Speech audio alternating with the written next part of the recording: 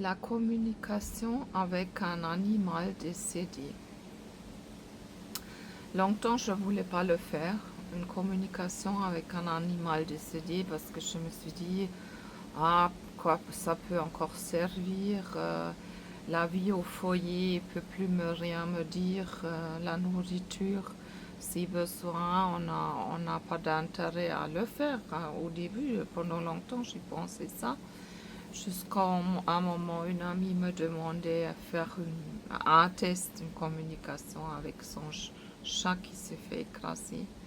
Elle voulait déjà savoir qu'est-ce qui s'était passé et ruminait beaucoup sur les circonstances de son décès et aussi pour avoir son message. Et puis, c'est vrai, nos animaux, c'est impressionnant ce qu'ils sont comme message pour nous, des messages personnels qui sont applicables à notre situation actuelle, qui sont vraiment d'un grand conseil parfois et très intéressant d'entendre. Alors, du coup, je disais, cette amie, elle m'a demandé de faire cette communication et c'était mon premier test.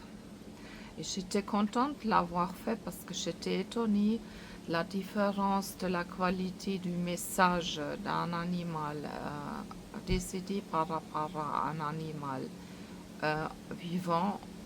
Les animaux décédés, ça devient plus philosophe, c'est plus abstrait, mais c'est presque comme un poème. Parfois, c'est des paroles, mais on dirait poétique. Ça, c'est très intéressant. Et après, au fur et à mesure, je me suis rendu compte, parce que j'avais de plus en plus de demandes pour des contacts avec des animaux décédés. Et puis, j'ai fait le lien avec les contacts avec les défunts, alors les humains décédés que je fais depuis des années, que les besoins sont similaires. Alors, ce sont quoi les besoins de rentrer en contact avec un humain ou un animal décédé?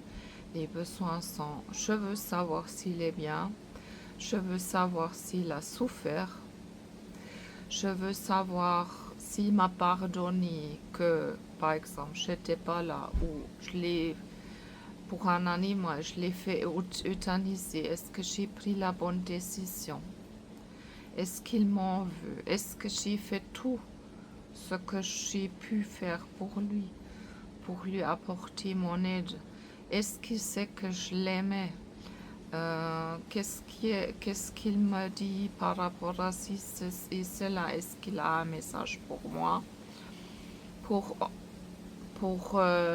résumer tout ça, les besoins sont les mêmes qu'avec un défunt humain. Se rassurer et puis aussi de pouvoir continuer ou mieux vivre son deuil. C'est ça les intérêts de faire une communication avec un animal décédé.